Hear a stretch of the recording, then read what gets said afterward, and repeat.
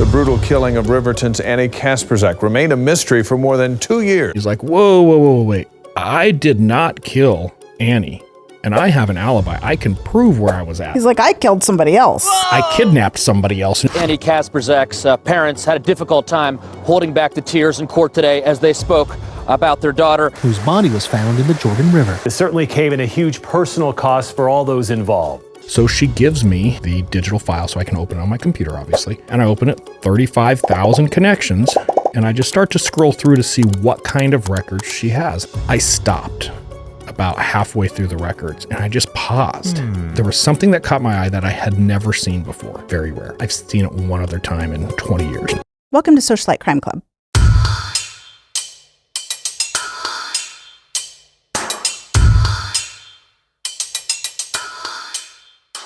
What interesting insights are we bringing to socialites today? You know, every kid in America has a cell phone these days.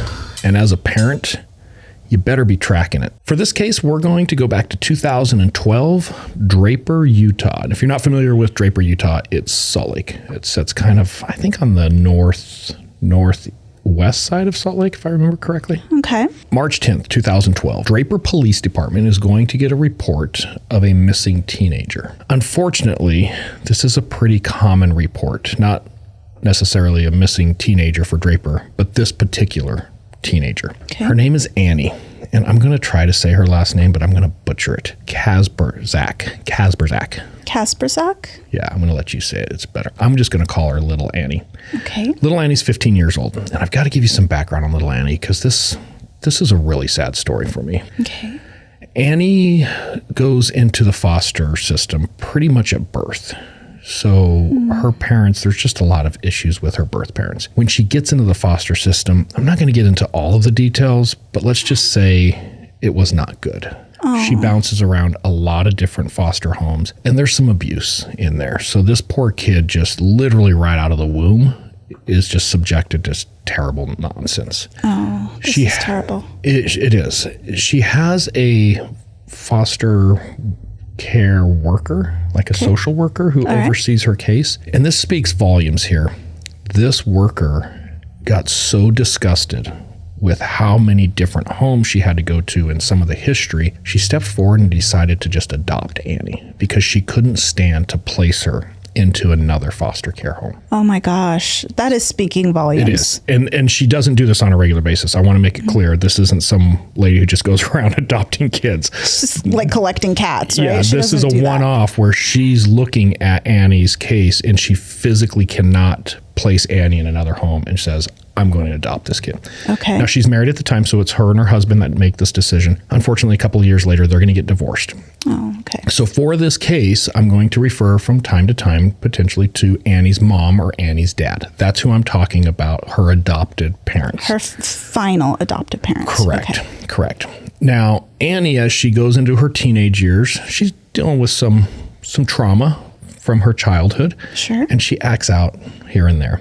Nothing crazy, but she always pushes those boundaries. And running away is part of this. Running away is a big part of it. Annie doesn't like to be told no. If she wants to go somewhere, she just kind of goes. And she does have a little bit of a history now of running away. A lot of people probably don't realize running away is not a crime. Right. There's defiance. Yeah, depending on what state you're in, it's not like law enforcement can track her down and arrest her, per se, for running away. But there are reports. You have to take a runaway report. The parent signs, yes, this person is a runaway. And then if police happen to come across this person, you can hold or detain them for their safety until the parents come pick them up. But it's not like you're arresting them and booking them, right? And I will say you and I have had a lot of experience with runaways where we will constantly get calls at the police department about the same kid all the time, just running away. So it almost becomes another day, oh, Joey ran away again. Yeah, chronic runaways. And this is exactly what this is. Okay. Unfortunately, we've hit a point that when Annie is missing for a few hours, it's just that. It's just Annie being Annie again. It's another day. Yeah, and I will caution people, don't fall for this trap. It is 2024.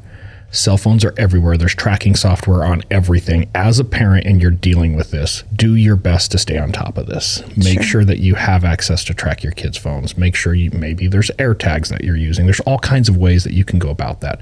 This case to me is disturbing because knowing what I know now, it's important for our listeners to hear this. All of this could have been avoided. When she went missing, there was time to stop what's about to happen. But everybody looked at it as Annie being Annie, and she'll be home tomorrow. Oh, tomorrow's a long time for a teenager, a 15-year-old, to be gone. Yeah, so let's go to tomorrow, which is March 11th, 2012.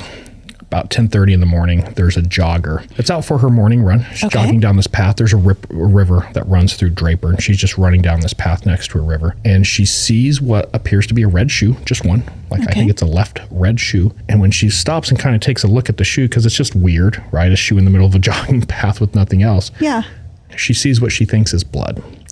So now she looks a little bit more like, okay, hang on. There's blood here. There's a shoe. This probably isn't good. And she's going to call Draper PD. Now, Draper PD responds. They're going to look a little bit at this blood stain in the shoe.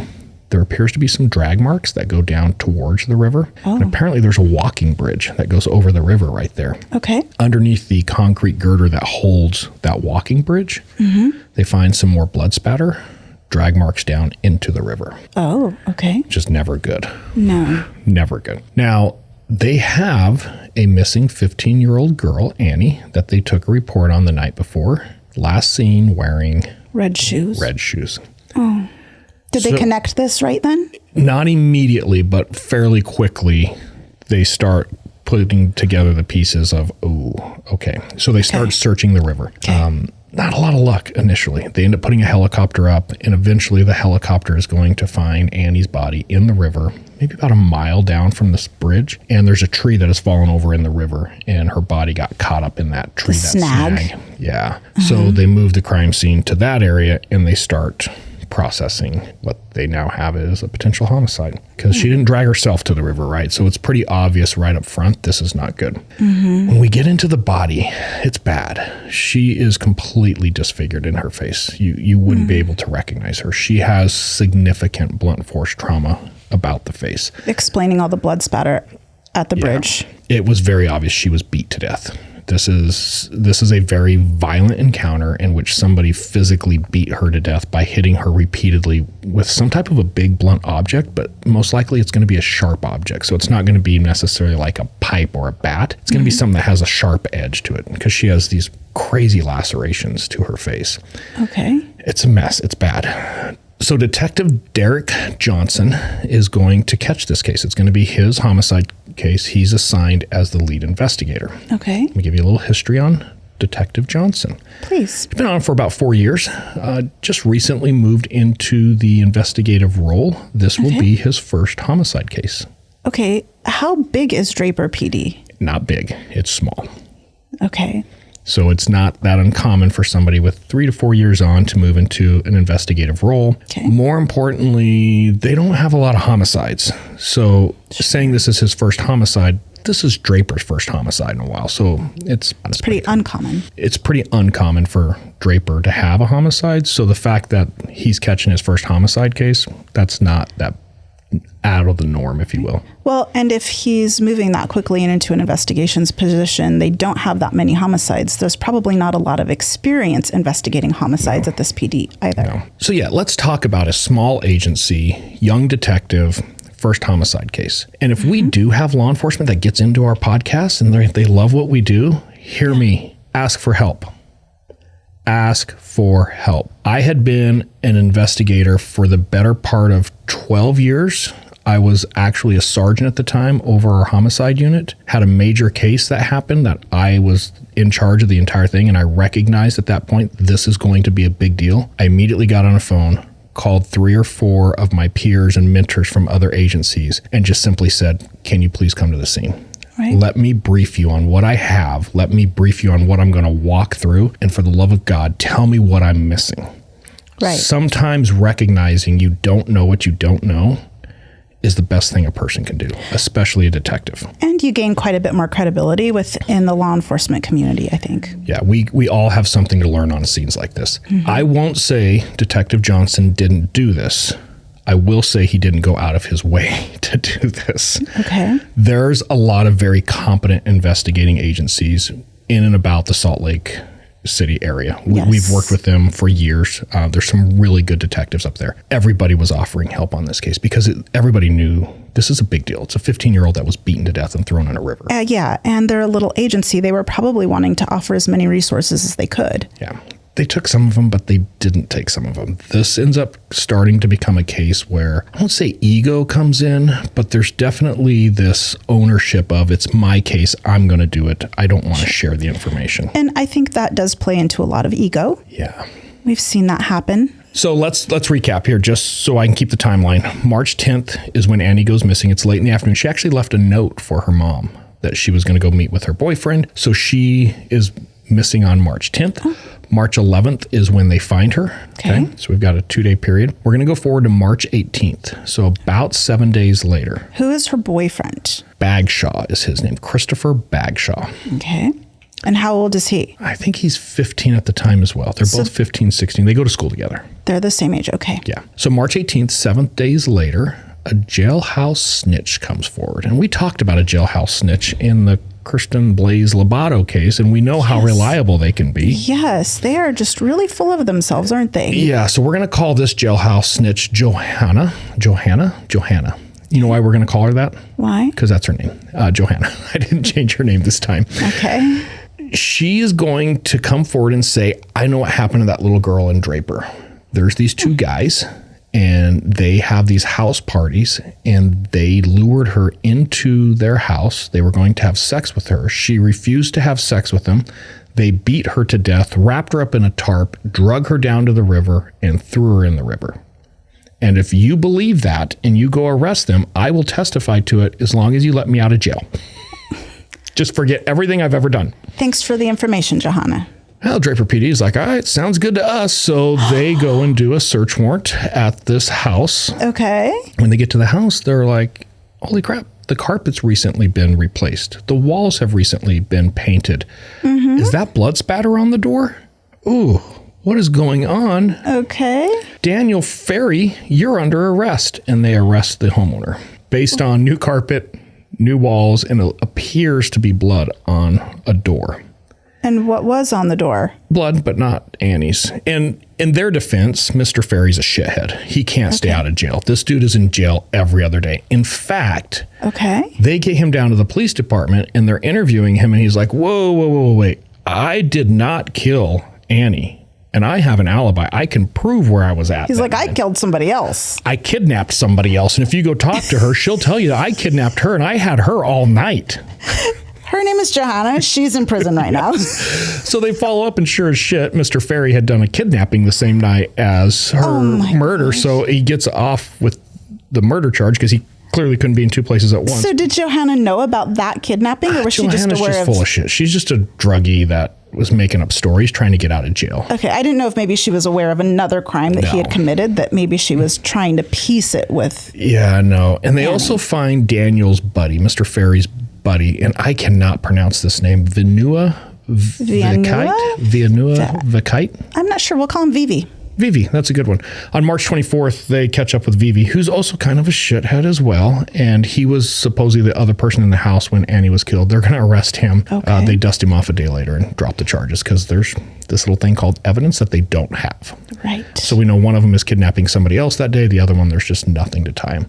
But they certainly weren't kidnapping Annie. They certainly weren't kidnapping Annie. No, nothing to do with that. Okay. There was this other name that kept getting thrown around, LJ. Now, what's interesting is Mr. Ferry, Daniel Ferry, he also went by Little Joe. So Little Joe, LJ, could it be the same? Sure. But unfortunately, between Johanna, the boyfriend, Chris Bagshaw, some other people that they interviewed, the initials LJ just keep getting thrown around. It's kind of a red herring. Okay. So Draper PD is going to spend a lot of time and effort trying to identify LJ. Okay. Now, this is Detective Johnson. He's doing interviews. They technically have made 2 arrests. They've released him. They've done search warrants. They're going to keep working the case, but it's not really going too far. And then they get a little piece of information of people talking about Annie was pregnant. But obviously, there was a medical exam done when they found her body. They did a full autopsy. She's not pregnant. She wasn't sexually assaulted. Okay. So they're kind of curious, like, I'm assuming she would have been pregnant by her 15-year-old boyfriend? That is that she had been pregnant either by the boyfriend or this LJ character. And how are they hearing this? Friends, they're all 15-year-old kids, so people are just talking all this crazy stuff, right? And it's interesting with cases that involve teenagers, especially that 15 to 18, the rumor mills that get spun up with crimes, it's so hard as a detective to cut through the BS and actually get to the truth. It's like talking to drug addicts. It's worse, to believe it or not. I'd rather take a good drug addict. So just understand, I will defend Draper and Detective Johnson here a little bit. They're dealing with a lot of just BS stories coming out in the works. Sure. They start to develop a little bit more information, though, on Chris Bagshaw. And apparently, there is somebody reporting, hey, I've been to Chris's house. There's blood on his shoes, and there was blood on the floor next to his bed. Oh. So they serve a search warrant, and they go to the house, and they find the bloody area on the shoes, and they find a little bit of blood on the floor. And he says, yeah, that's Annie's blood. But she was over at my house once, and she had a bloody nose. And what you're seeing is that she was holding her nose, leaning over, and the blood was dripping. Well, what was their initial interview with him like? Because you did say that she left a note for her mom that she was leaving to go meet her boyfriend. He hadn't seen her. That's all he said was he hadn't seen her. Yeah. Okay. Nothing. We'll get into that more. There's a lot more that'll come out of that. Bad expert. So we have an agency that might be lacking a little bit of experience. We have a detective who definitely is lacking a little bit of experience. They're going to get a blood spatter expert who's going to look at these shoes and say, oh yeah, that's consistent with a nosebleed. Furthest thing from the truth. We have, and I don't want to get too far off a tangent here, but we have 90-degree impact to the side of his shoes. In order for that to happen, blood has to be what we call in flight. An example, we've talked about this in previous cases, the Gallagher effect. Yes. Blood has to be just spattering out, and it impacts the side of a shoe because it's traveling at an angle. It doesn't happen when it drops on the floor and accidentally gets onto your shoe or it drops to the side. It's just a droplet looking. So unfortunately, they're going to listen to this expert, and they're not going to put a lot of stock into what they're seeing there, which is really unfortunate. There's some problems, though, in the investigation. There's a lot of lacking documentation. And I think the best way to explain this is Detective Johnson's just behind in writing reports. Okay. So he's interviewed a lot of people. But he hasn't documented seized evidence. He's served search warrants. There's just not very much documentation on what he's done, which is really going to come back to haunt us here. Okay. And it's going to get really dark. Oh, no. On September 1st, 2013, Detective Johnson had been promoted to Sergeant Johnson. Well, this was a fast promotion. Fairly new promotion. Yes. It's nearly the end of his shift, and he sees a disabled car. So he pulls over, no big deal, just going to help a motorist. And he gets ambushed by the driver of that car, who, as soon as he pulls up, the driver comes up, ambushes him, shoots and kills him multiple times. This is terrible on so many levels because it is awful. And I've seen interviews with his widow, and it's just heart-wrenching. Everybody needs to understand, Derek Johnson's a good guy. I am not faulting Derek Johnson as a person. He's a great guy. It sounds like he was a great husband, a great father. Yeah. Some of his investigation was lacking, and it's going to cause some problems. So I want to make sure people understand, hey, we're not going to hide these details either. Right. But yes, Draper PD, a small agency, just lost an officer, a major component of their agency. This is going to have huge impacts just to the agency alone. But we also just lost a lot of investigative knowledge on Annie's case. Right. And it's going to hurt her case as well. And there weren't a lot of other detectives helping on the case, obviously, who knew those details. No. So this case is going to get passed on to the newest detective who replaced Detective Johnson. Okay. And I'm going to call her Jay Quellen. Well, her real name is Jacqueline, but... But anybody who sees Key and Peele, I can't get past it. It's Jay Quellen. Okay. So Jay Quellen, and she's going to start working this case, and she's brand new to investigations. In fact, this is kind of her first case ever. Oh my gosh, what a scary case to take on. Yes, it is lacking all kinds of documentation. She opens a file drawer. She finds all these crazy files, all these different things that she's trying to figure out that she's never seen before.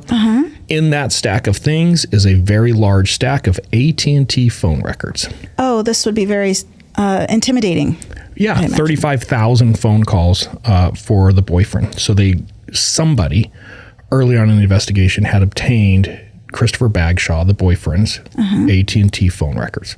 Okay. When she looks at those records and she sees there's 35,000 connections. She dumped him back in the drawer. Yeah, like, oh my God, what do I do with this? The same thing the first detective did. And I think it's safe to say the majority of our listeners have never seen what AT&T phone calls look like. I will put a little image up if you're watching YouTube. They're intimidating. It's what we call comma separated value. So it's a CSV format, and it's just a bunch of numbers separated by commas. And if you've never seen it before, it's really hard to make heads or tails from it. There's also a lot of weird features in the way that they format that document, such as time zone issues, the way that they provide where the cell sites are. It's just a complicated document. Well, and if you don't have any knowledge of what is in that document, how to interpret it, and you don't have someone to ask, it's not going to get investigated properly. And you just described Jake Welland's issue. She's sitting here looking at these records thinking, what the hell is this and what do I do with it? So she does a little research. Okay. She wants to go to class. She's going to educate herself on how to read cell phone records. And I have to give her a big kudos and a lot of respect for that, because what is she going to do? She's going to seek help. And arguably, this might be the first time somebody in this particular agency with this particular case has really reached out for help. I would say it's probably the most advanced training this agency had ever had. I don't know if I'd go that far. No? You don't even know what training she's going to yet. I didn't tell you. I know, but I know. It was an advanced training. She did a great job. So I'm going to say we're February 2014, and I'm going to go teach a class in Salt Lake. I have no idea about this case. I have no idea about Draper. I have no idea who Jake Welland is. And it's a 40-hour class, so I'm there all week. You were just there to go to that brewery downtown, really? Oh, Red Rocks Brewery. It is amazing. So yeah, I'm hanging out at Red Rocks at night. I'm teaching during the day. I want to say it was either Thursday or Friday. It was almost the end of the class, and Jake Welland came up, introduced herself to me. She was really quiet the rest of the week, and she said, hey, I've got this case. I have no idea what the case is, and I have these records. Would you mind taking a look at these records and telling me what you think? I said, sure. So she gives me the digital file so I can open it on my computer, obviously, and I open it, 35,000 connections, and I just start to scroll through to see what kind of records she has. And as I'm scrolling through, and I'll put this up on the screen for YouTube too, so people can understand it. I stopped about halfway through the records and I just paused. And there was something that caught my eye that I had never seen before. It was different than the rest. It was totally different. And I actually highlighted it because I was trying to count this one format. And I'll get into what I was seeing here in a minute. But I stopped and I started to highlight this. And I remember her saying, oh my God, why did you stop there? I said, well, this call is just, I've never seen this before. And what it was that I was looking at is the call's 1 minute and 59 seconds in length, but it had 25 handoffs. And for those listeners who are not familiar with AT&T records, I'm going to give a scenario that I'm going to drive from Phoenix to Los Angeles on I-10. And I'm going to be on, I've got a really bad corporate conference call that's going to last 8 hours, because we're going to do a meeting about a meeting to have the meeting, and then we're going to actually call the meeting, right? So let's just assume I'm on the phone for 8 hours while I'm driving from Phoenix to LA. This is a terrible nightmare. Okay. And say there's 47 AT&T cell sites between Phoenix and LA. Got it. AT&T records are going to show every one of those cell sites that I hit while I travel to LA. As you connect on them. Right. So I could actually see the route or the path that I took. Now, 2-minute phone call, even driving 100 miles an hour, 4, maybe 5 cell sites. Okay. If I'm sitting still, maybe 2 or 3 cell sites. But 1 minute and 59 seconds with 25 handoffs. That's 25 different antennas that this phone is connecting to in under 2 minutes. It's just something was wrong. Okay. So I'm trying to explain to her, there's this really crazy anomaly. I don't know what's going on with the network right here, but something's up. And she's like, well, oh my God, that's the phone call I wanted to talk to you about. So we start talking a little bit, and she's giving me a little bit of detail about this phone call. And it's at 9 o'clock at night, and it's an incoming call to Christopher Bagshaw, the boyfriend. It's from Annie's mom. Because Annie's mom has just filed her as a runaway. Right. She knows or believes that Annie probably either went to go see Chris or maybe meeting up with Chris. So this is that phone call of when did you last see her? Yes. She said she was with you. Are you sure you weren't with her? Right. And Chris says, nope, I haven't seen her. She's not here. She's probably on her way back home. Sorry, can't help you. Talk to you later. Bye. Now, this isn't the first time that Annie's mom has called Chris. It's not the first time Annie had called Chris, obviously. So I can go back in the phone records and I can look at the history and I can see, hey, these calls have happened before. They've been short in nature. We've never had 25 handoffs. Right. Something is up with these 25 handoffs. So I'm trying to explain to Jake Quellen, I can't tell you what this means yet, but it's a big deal because I've never seen it before. I would love to look into this a little further. In phone records, yeah. Just because something is an anomaly doesn't mean that it can't be explained. And I think that a lot of experts out there try to get away with the idea that it's just an anomaly. We can't explain it. There are ways to explain this in the phone records. You just have to do the work. Right. It takes a lot of field testing, but the idea here is how can we replicate? How can I recreate whatever happened here? Because if I can recreate it, then maybe I can figure out exactly what it was that caused it. Sure. I talked to her a little bit about the case, but I kind of have this hard policy when I start helping an agency like this. I don't want to know about your homicide. I don't want to know details because they're going to bias me. Whether we choose to be biased or not, we are. If you tell me the date and the time and the location and I start looking at things, I'm going to be just naturally looking, how can I connect this to that date, time, and location? Mm-hmm. When I look at 35,000 phone calls and I know nothing about your case, it forces me to look at 35,000 phone calls to understand your case. Right. So Jake Quellen mentions to me, hey, so here's what I've got. And I don't want to know. Let me look at these records. Let me dig into this a little bit further. I'll get back to you. A couple things stand out to me right off the bat. Christopher never calls Annie after that night. Oh, that's interesting. How often did he call her prior to that? Fairly regularly. And it's pretty common, believe it or not, that when in a relationship, whether it's a spouse or just a boyfriend, girlfriend, when that spouse or boyfriend, girlfriend kills the other, they stop calling the phone because they know, well, no one's there to answer. Yeah, there's no one there to answer. So as silly as that sounds, we actually see that in phone records a lot. Now, I can tell you, I come home and you're gone. Yeah. Or somebody tries to tell me that you've been killed. The first thing I'm doing is I'm calling your phone 400 times. Right. But when someone comes home and says, hey, we think something happened to Keri yesterday at 12 o'clock and we think she's dead. And then they look at my phone records and I haven't called you since 12 o'clock. That's not good, right? That is an immediate red flag. So that was the next thing I noticed is, wait, why isn't he calling her back the next day? There's just issues there. So I start looking into this. And the first thing I'm going to have to do to really understand what's happening is do a little bit of a drive test. And I need to explain, I did break down those records, that particular call, and I found something really interesting. It's 25 handoffs, but it's 25 handoffs between 4 cell sites. So what's happening is the call is just ping-ponging between these 4 cell sites 25 times in 2 minutes. Why would a phone do that? Probably because the connection, wherever that phone is at, the service being provided by those 4 cell sites is so crappy that the phone's not happy. So it's constantly looking for anything that's better. For a good connection, it's constantly searching. Right. And these cell phone signals, they kind of fluctuate. They're almost like a little bit of a pulse, if you will. So they'll sit there and get a little bit better and a little bit worse throughout the day, by minute. So what's happening is these 4 cell sites are competing somewhere in this area for service. It's not very good service, and the phone is just jumping to whichever one is the best this second. Sure. And we get this phenomenon, if you will, of 25 handoffs in 2 minutes. It's very rare.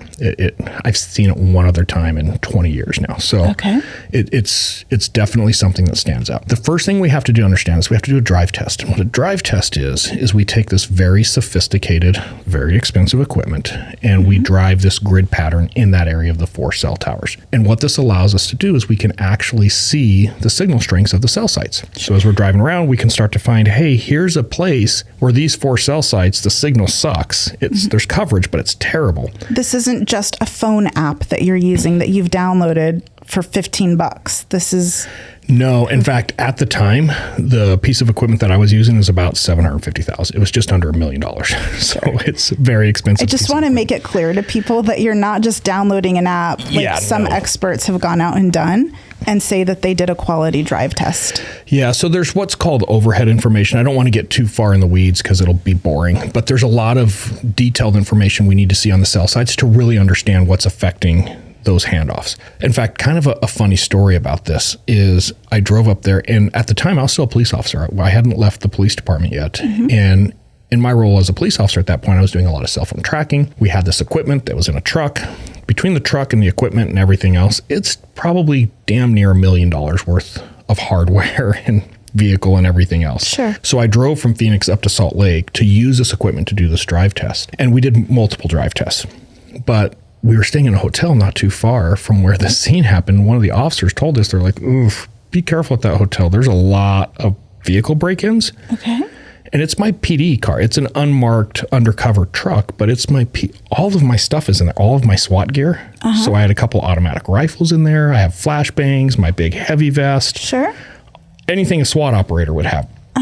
So I get back to the hotel. I'm getting ready to go to bed. I'm just nervous that something's going to happen to my truck. So I'm constantly checking on my truck. By about 1 o'clock in the morning, I'm like, I might as well go do another drive test because I'm not sleeping. So I get up and I go to a drive test. Now, the equipment that I was using consumes an incredible amount of power. So we had a little generator that was actually kind of concealed in the bed of the truck that we would run, and it would run all the equipment in the truck. It's not that big of a deal. Okay. Well, about 2:30 in the morning, I'm doing my drive test in the area. I'm sure I look very suspicious. I'm driving slow. It's an unmarked car. I had fake license plates. Very dark tinted windows. Yes, very dark tinted windows. And I got pulled over by Draper PD. Oh. So he stops me, at which point I realize, shit, my wallet's in the motel. So he comes up, but I notice as he's walking up to approach the driver's window, he kind of stops in the bed and he's looking at the bed and he can see the generator and there's wires running from the generator into the back of the truck. Which makes it all the more And I can just see the look on his face like, what the hell is this? So he comes up and I immediately identify myself. Hey, here's who I am. Here's what I'm doing. It's in reference to the Annie case. And he's like, all right, well, let me see some ID. I'm like, well, that's the thing. I'm staying at this hotel down here. I left my wallet in the hotel. He's like, well, how about your badge? And I'm like, it's with my wallet. I have no ID. And he starts jacking me up a little bit. He should. No, he shouldn't. Yeah. He's kind of a jerk about it. And he's like, well, what's up with the generator? I said, well, I just explained. I'm doing what's called a drive test. And I roll my window down, my back window. Now, this is what's important to understand with this truck is the back seat was pretty much removed. Half of the back of the seat area is this giant hardware box. It's all this electrical equipment that's running, like lights are flashing and everything.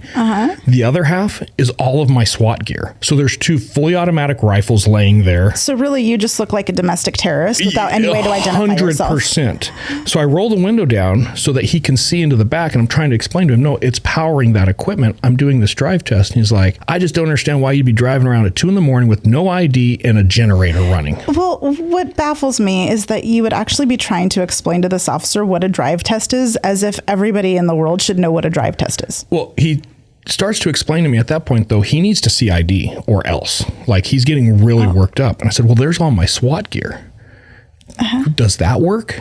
Does that help show that I'm a police officer? How does he know you didn't steal it? That's exactly what he said. Well, how do I know you didn't steal that? Well, I wouldn't be showing it to you, first of all. And we went around and around and around. And finally, I told him, I'm like, look, there's 2 ways we can play. Well, understand the license. Did you tell him to call Jake Wellen? Yes, I gave him everybody's information. I told him to call Mike too. we have a friend that works there At Salt Lake PD. Well, Unified, Salt Lake yeah. And I'm like, Unified, I have like 12 people you can call to verify who I am. He didn't care. He didn't care because he was really jacked up. So it was very interesting. I'm trying to help these guys on my dime pretty much at this point. And he's just jacking me up. And finally, another sergeant comes up and talks to me. And I give him enough information that he immediately is like, oh, no, I've heard you guys were coming up. You know what? We really appreciate you doing this for. And I'm like, yeah, no shit. Can you get him to leave me alone? Okay, this is good. Okay. So they let me go and I finished the drive test. What's really interesting is I didn't know where the crime scene was at this time, right? I just know what's going on with the case. So this is the actual presentation that I made later on to show them what's going on. And what I'm showing here is we're going to see a handful of cell sites, and I'm actually showing where the cell site is. Then I'm giving you just a brief idea of the orientation, the specific antenna that we're dealing with, what direction it was pointing towards. So as we kind of go around this area, you're going to see that there's multiple cell sites that cover this area, and there's antennas on each one of those cell sites that kind of point into an area that they all overlap. Sure. The takeaway here is they all overlap right in the bottom of a river area. Obviously, we know at this point that she was recovered in the river. Yeah. What's interesting with this is Draper, for the most part, is pretty flat. It's not like the one side of Salt Lake where you have these big mountains. This is more in the valley. It's very flat. Okay. With the exception that when you get into this river bottom, you get this natural void, right, where the river comes through. And what I found is when I drove up and down, there's a little road that drives by this path. When I drove up and down that little river area, because of the natural depression, I could get these 4 cell sites to register, but the signal was terrible. The other 2 cell sites that you saw that came up there with the gray on the other side wouldn't register at all because they were blocked by this natural depression. And because they're not registering, it's causing devices in those areas to be bouncing to and from each. And we're looking at a little site. heat map that I put on the map right here. I was able to replicate exactly what we saw in his records in that little heat mapped area. Unbeknownst to me, the epicenter of that heat map is the walking bridge where they found all the blood spatter. And her shoe. So I hit Jake Quellen up and I'm like, okay, I think I have something. Let me walk you through what I'm seeing. She starts crying. Oh. It's kind of an ongoing thing. And don't get me wrong, I love Jake Quellen. She was a hard charger on this, but she was really, really emotional. Just a lot of things going on. She knew Detective Johnson really well too, so she has a lot of issues going on with that. Sure. She's just experiencing a lot going on. But like every time I called her, she would be crying about this or crying about that because she wanted to solve this case so bad. And I finally had to like, stop. I'm going to tell you something right now. Don't cry. Like this is really important. Yeah. She is definitely driving to push this case. She wants to push the case. So she's like, great, let's go talk to the district attorney's office. You know, it's a little bit scary when the first thing the district attorney who's going to be prosecuting this case says, we'll look at what you have, but you need to understand something. The suspect of this case could walk into the lobby and confess to it right now. I'm not sure we can convict him because of how much missing information and the initial investigation that they couldn't piece back together. That makes sense, though. Yeah, well, it's a tough conversation to have because I'm happy as can be because I think I've got the silver bullet to solve this case. But you also don't realize the rest of the backstory of what's happened at that agency. Right. And that's when I start getting some of the backstory and I realize, we do have a hell of a road to go here. Sure. Based on this and some other things, we get involved also with a different blood spatter expert that we bring into the mix to look at the shoes, who absolutely says, no, that is consistent with blood and flight. There had to be a traumatic event where someone who knows what they're talking about. So we start to really go over this case all together with blood spatter, with phones. Gets to the point where the DA's office is content to go ahead and charge Chris Bagshaw with this. Now, Chris has moved at this point. He lives in Colorado. He's in Grand Junction. They actually arrested him at high school. Oh. It's never good when you get arrested in high school for murder. Yeah, like gym class. Yeah, I don't know exactly how it went down, but I can imagine. Can Christopher Bagshaw come to the office? We're going to arrest him for murder. Like, holy cow. It's always weird to me when you arrest somebody at high school. Like, why not wait at their house? But anyway, I don't know. Maybe they're making a point. Now, what's interesting with this case is we're getting ready to move forward to trial, and we get a defense challenge. And what a defense challenge is where the defense will come in and say, hey, we don't think this is scientifically accurate, and we want to suppress it. We want to remove it from being shown to a jury. And specifically what they're challenging is my drive test and my findings. Okay. So they hire their own expert, and we have this big hearing where we have to go through and prove some scientific validity to the process that I did and why I found what I did and what my testimony would be. And this is a very common thing. This is nothing new. Oh, I've done hearings like this probably 30 or 40 times. At least. We win that hearing. So we're in good shape at this point. Woohoo, we're going to go to trial. Okay. There's what's called pretrial hearings, and these pretrial hearings are just where they sort out all the administrative stuff to actually have the trial. Well, they get to a pretrial hearing, at which point Christopher Bagshaw stands up and says, I want to change my plea. I'm guilty. And he totally owns the entire incident, which is shocking. This does not happen very often. Wow. In Utah, a lot of states have this, but in Utah, the judge is actually going to force him to give details of the murder. You can't just say, I'm did guilty. It. Yeah, you've got to show. And he vividly went back through the entire thing. They were breaking up. He didn't want to be with Annie anymore. Okay. Annie panicked over this, told him she was pregnant. Oh. So she was trying to save the relationship by saying that she was pregnant. She's not pregnant. And he freaked out thinking she was pregnant. He freaked out. There's this conversation about them running away together now that she's pregnant. And he tells her to meet him down by the river. They'll figure everything out. And he's got a shovel. And the reason he has a shovel is he was going to dig a hole And bury her. But it's way too cold. The ground is frozen. It's March. Yes. In Utah. Right. So she comes and meets him down there, and he basically assaults her with the shovel, beats her to death with the shovel. And that's why all the lacerations are from the sharp edge of the shovel. Drags her back to the river, throws her into the river at that point. The scary part of this whole thing is when he threw her in the river and she starts to float down the river, his phone rings. It was her mom. It's the 9 o'clock phone call. So when I started this episode and I was saying, you better track him.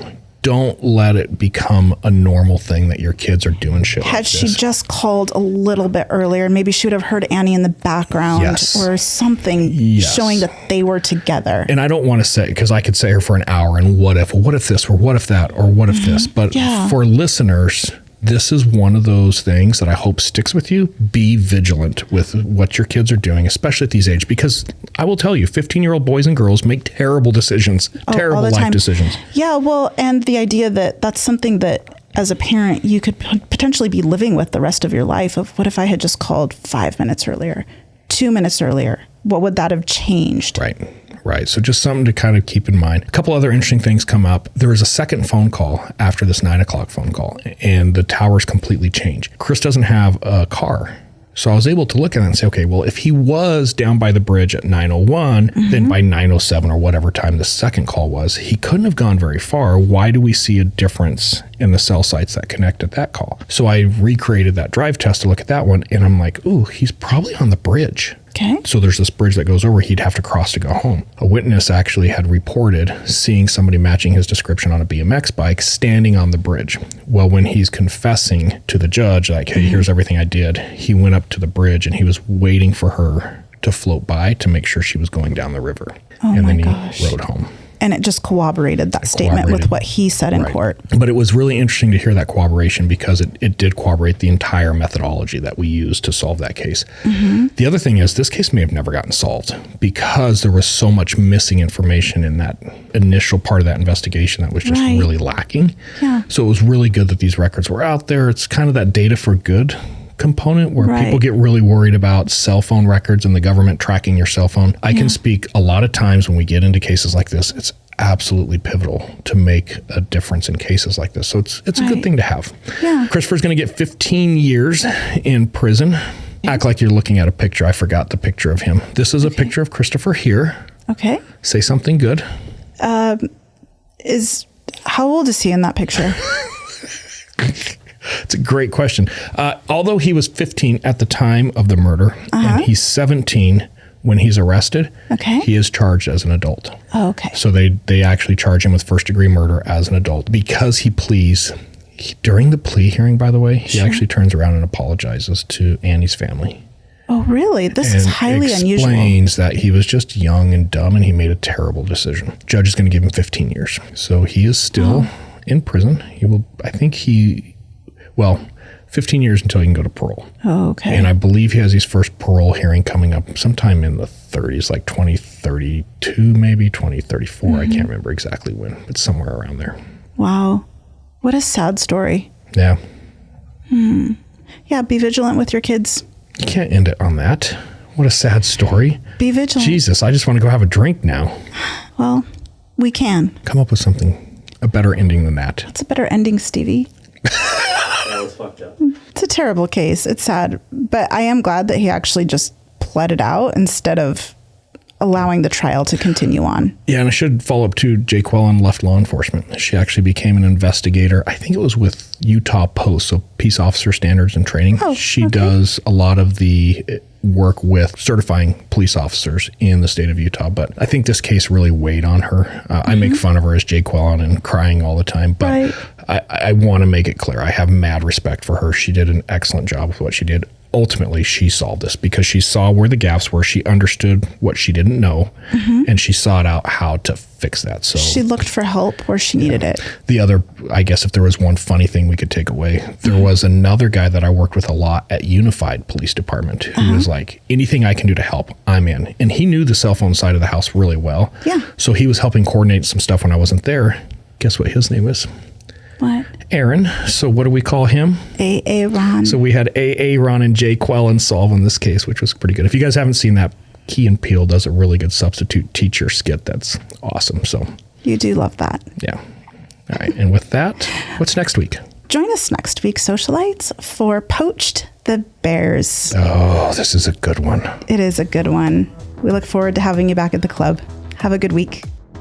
And she had to lock herself in the bedroom. All of a sudden, Sheriff Smith found himself with a hostage situation where the bear had taken over the house. The only bear found in Florida, the Florida black bear. This bear's fall from a tree was deadly, not because of the impact, but because of its waiting fate below. This happened over and over and over and over again. Black bears are, of course, protected in Florida. One of the worst things I have ever seen.